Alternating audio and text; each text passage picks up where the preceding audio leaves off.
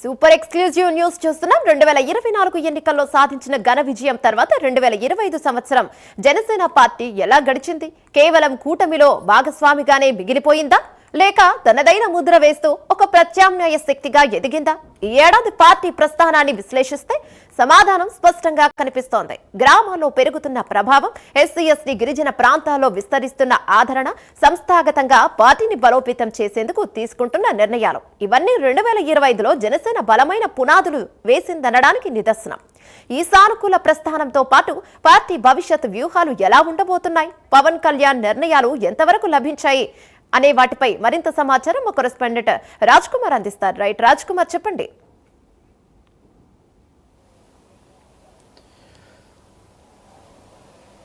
Right Yamuna, మొత్తానికి ఆంధ్రప్రదేశ్లో కూటమి ప్రభుత్వం ఏర్పాటైనటువంటి తర్వాత ప్రత్యేకించి ఆంధ్రప్రదేశ్ రాష్ట్ర ఉప ముఖ్యమంత్రి డిప్యూటీ సీఎం పవన్ కళ్యాణ్ ప్రత్యేకంగా జనసేన పార్టీకి సంబంధించి తీసుకుంటున్నటువంటి నిర్ణయాలు, ఆ పార్టీని ప్రభుత్వంలో భాగస్వామ్యం చేసే దిశగా ఆయన వేసినటువంటి వ్యూహాలు, అడుగులతో పాటు ప్రత్యేకంగా కూటమి ప్రభుత్వం ఏర్పాటైనటువంటి తర్వాత ఇది దాదాపుగా ఇది రెండవ కొత్త సంవత్సరం కాబట్టి అటు ఇంగ్లీష్ సంవత్సరం ప్రస్తుతం ఈ నేపథ్యంలో ఈ రెండవ సంవత్సరంలో ప్రధానంగా జనసేన సాధించినటువంటి విజయాలు కనుక చూస్తే ప్రత్యేకించి ఉప ముఖ్యమంత్రిగా బాధ్యతలు చేపట్టిన నాటి నుండి 5 శాఖలు సమర్థవంతంగా నిర్వహిస్తూ పవన్ కళ్యాణ్ తనదైనటువంటి ఒక మార్కును, ముద్రను ఆంధ్రప్రదేశ్ రాష్ట్ర ప్రభుత్వం తరఫున వేస్తున్నటువంటి పరిస్థితి కనపడుతుంది. ప్రస్తుతం పల్లెలన్నిటిపైన కూడా ప్రత్యేకమైనటువంటి దృష్టి సాధించినటువంటి రాష్ట్ర ఉప ముఖ్యమంత్రి పవన్ కళ్యాణ్ ప్రత్యేకమైనటువంటి ఒక చొరవతో, నిర్ణయాలతో ప్రత్యేకంగా వెళ్తున్నటువంటి పరిస్థితి కనపడుతుంది. ఈ నేపథ్యంలో ఏదైతే ఉప ముఖ్యమంత్రిగా బాధ్యతలు తీసుకున్నటువంటి తర్వాత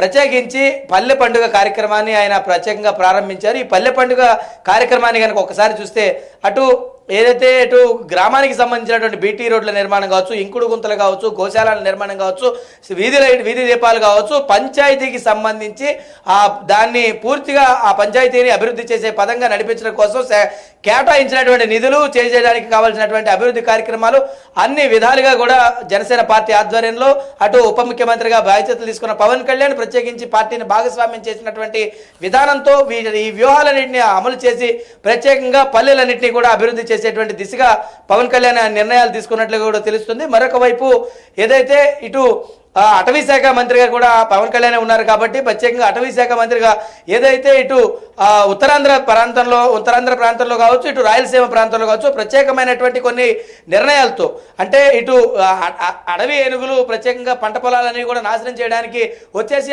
దాదాపుగా సంవత్సరం కాలం పండించినటువంటి రైతు కష్టమంతా కూడా అవి వాటి కాలి కింద వేసి తొక్కివేసినటువంటి పరిస్థితి కనపడుతుంది. అయితే ఈ సాధక బాధకాలన్నిటి తెలిసినటువంటి పవన్ కళ్యాణ్ ప్రత్యేకంగా కుంకి ఏనుగులను తీసుకొచ్చి వాటిని నియంత్రించడంతో పాటు వాటికి ప్రత్యేకంగా కొన్ని కుంకి ఏనుగులను ప్రత్యేకంగా ట్రైనింగ్ ఇచ్చి ఇక్కడ ఆంధ్రప్రదేశ్లో ఏదైతే అడవి ఏనుగుల నియంత్రణ కోసం ప్రత్యేకంగా వాటి దాడుల నేపథ్యంలో నియంత్రించడం కోసం ప్రత్యేకంగా పవన్ కళ్యాణ్ ఈ నిర్ణయాలు తీసుకున్నట్లు కూడా తెలుస్తుంది. మరొక వైపు కాకినాడ తీర ప్రాంతం అయినటువంటి ఉప్పాడకు సంబంధించినటువంటి దాంట్లో మత్స్యకారులకు కూడా అదే విధానమైనటువంటి ఒక భరోసా ఇచ్చారు. ఏదైతే ఇటు కలుషితం అయిపోతున్నటువంటి ప్రాంతాలన్నిటి కూడా సముద్ర ప్రాంతాలు, ఇటు భూగర్భానికి సంబంధించినటువంటి ప్రాంతాలన్నీ కూడా కలుషితం అయిపోతున్నటువంటి నేపథ్యంలో ఆ ప్రాంతాలన్నింటినీ కూడా పరిశీలించినటువంటి పవన్ కళ్యాణ్ ప్రత్యేకంగా వాటిపైన ప్రత్యేకమైనటువంటి ఒక దృష్టి సాధించారు. ఉప్పాడ తీర ప్రాంతంలో ఉన్నటువంటి వాసులందరికీ కూడా ప్రత్యేకంగా అక్కడ రిటైనింగ్ వాళ్ళతో పాటు ఈ ఫ్యాక్టరీల నుంచి వచ్చేటువంటి కలుషితం అయిపోకుండా ఆ ప్రాంతాన్ని ఆ ప్రాంతంలో పర్యటించడంతో పాటు అక్కడ ఏదైతే ఇటు జల సంపద అంతా కూడా అంతరించిపోతుందని మత్స్యకారులు చెప్పినటువంటి నేపథ్యంలో వారికి కూడా ఒక ప్రత్యేకమైనటువంటి చర్యలతో పాటు వారికి కొంత ఆర్థిక స్థితిగతులు మెరుగుపరచడం కోసం ప్రత్యేకంగా తన క్యాంపు కార్యాలయానికి పిలిపించుకుని దాదాపు ఒక 70 మంది మత్స్యకారులతో మాట్లాడి నేరుగా అక్కడి నుంచి వారిని చెన్నై పంపించడంతో పాటు ప్రత్యేకంగా వారికి ఒక ట్రైనింగ్ ప్రోగ్రామ్ని ఏర్పాటు చేశారు. ఇది ఈ కార్యక్రమానికి సంబంధించినటువంటి విధానం.